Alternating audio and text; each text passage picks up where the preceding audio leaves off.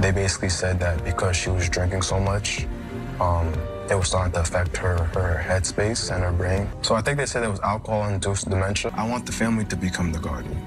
And you guys are ready to take care of her? 100%. As long as she has people around who are yes people, the same thing is always going to occur where she would ultimately just find any excuse to be by herself so she can get back to drinking. It's looking like Wendy Williams' health has suffered a devastating and irreversible decline. Her son, Kevin Hunter, is out here breaking down over losing everything. Resources, support, you name it. Especially now that his mom is basically a shell of who she used to be. The latest reports paint a heartbreaking picture. Wendy can't walk, can't talk, and her mind is basically clouded by the brutal grip of dementia. She's only a shadow of the powerhouse she once was. And you know what's really adding fuel to this fire? That controversial Lifetime documentary, Where is Wendy Williams? Which dropped in early 2024. Ever since her show was cancelled, people have been obsessed with digging into her personal life. And now it's all coming to light. But let's be real, plenty of y'all think that documentary should have never even seen the light of day. Some of the issues that are being presented in this documentary have been there before, but it just really sped up over the last 2 years or so and just mushroomed into something that felt uncontrollable. She definitely cognitively has some things that are off. Are the Oscars? Oscars? Yeah. This weekend? What's Oscars? Well, the award show. Would you want to go to an award show and walk the red carpet? Yeah. Oh, you would? Okay. Wendy Williams has literally become the Wendy Williams show, and it's heartbreaking watching her struggle just to live her life, let alone handle the simple things she once did without breaking a sweat. That documentary? Yeah, it exposed a painful reality. Wendy's health is falling apart, but it also exposed something even darker. Nobody seems to have her back. Not a single person in her corner looking out for her best interests. Her own manager is still out here claiming Wendy's ready to go full steam ahead with a podcast while she's clearly struggling to even put a sentence together. These people need to stop treating Wendy like a cash cow and start seeing her as the human being who desperately needs care right now. I want to believe Kevin Hunter Jr. misses his mom because, let's be honest, Wendy loved that boy with everything she had. But now all he's left with is his abusive, broke, reckless excuse for a father, Kevin Hunter Sr., who wouldn't know how to be an actual parent if it hit him in the face. But here's the twist. Some people simply can't trust Kevin Jr.'s tears. Why? Because Wendy was out here funding every part of his life.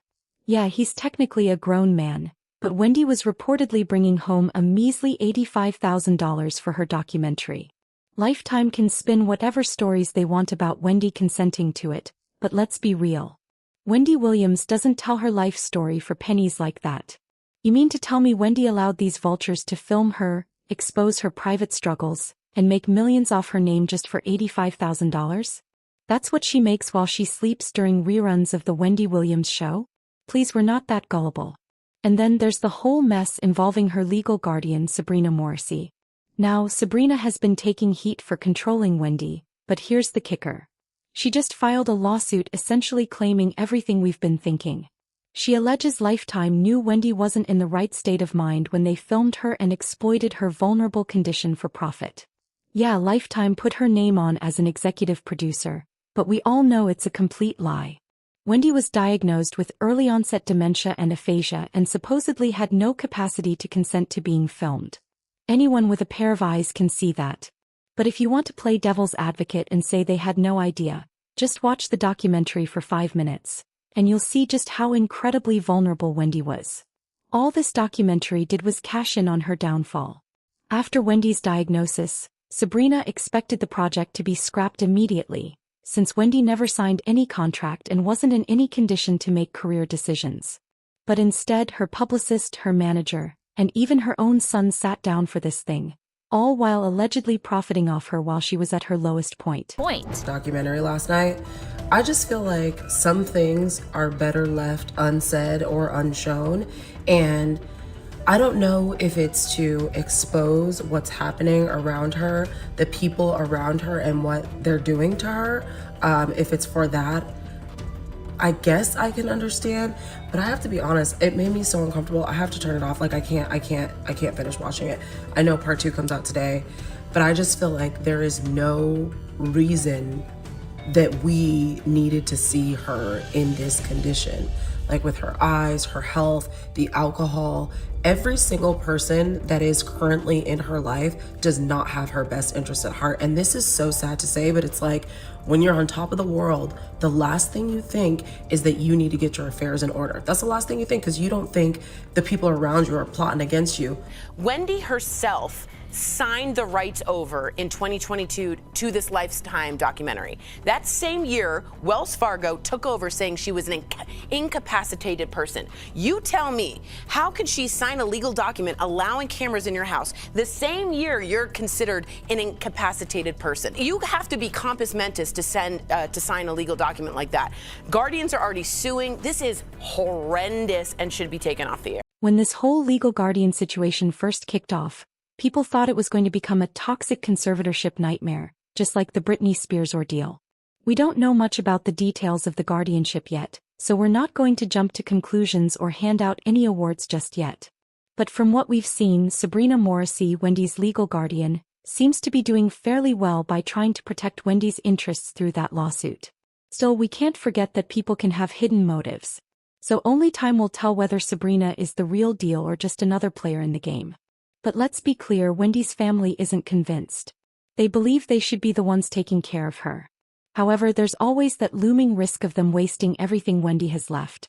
I mean, her son lives the high life entirely off his mama's dime. And while Wendy clearly loves her son and wants him to have it all, let's be honest, Kevin Hunter doesn't strike us as the kind of guy who knows much about managing a fortune, let alone protecting his mom's legacy.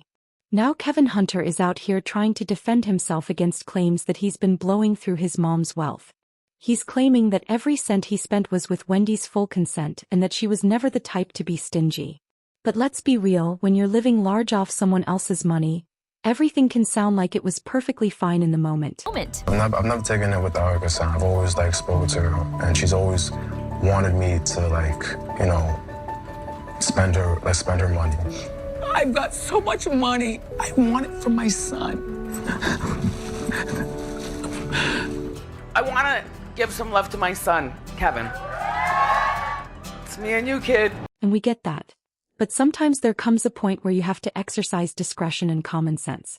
Just because your mama isn't cheap, has all this money, and tells you to go out and enjoy yourself, doesn't mean you should start living like the money is never going to run out, especially now that she can no longer work.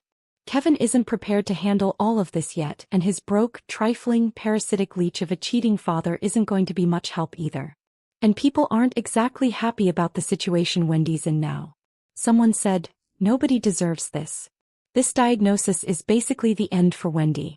The disease is up there with Alzheimer's. Memory fades quickly, the present is complete confusion, and the future offers a heartbreaking way to die. Another person said, "This is truly heartbreaking to hear." Wendy Williams has always been a larger-than-life personality, and it's sad to see her facing these challenges. But here's the real question. Do y'all think Wendy's legal guardian was right to file that lawsuit? And should her son really have full access to her wealth simply because he's her son? Sound off in the comments. I want to hear what you think. And before you dip, make sure you like this video and hit that subscribe button. And let's keep the conversation respectful and filled with love. Well, until next time.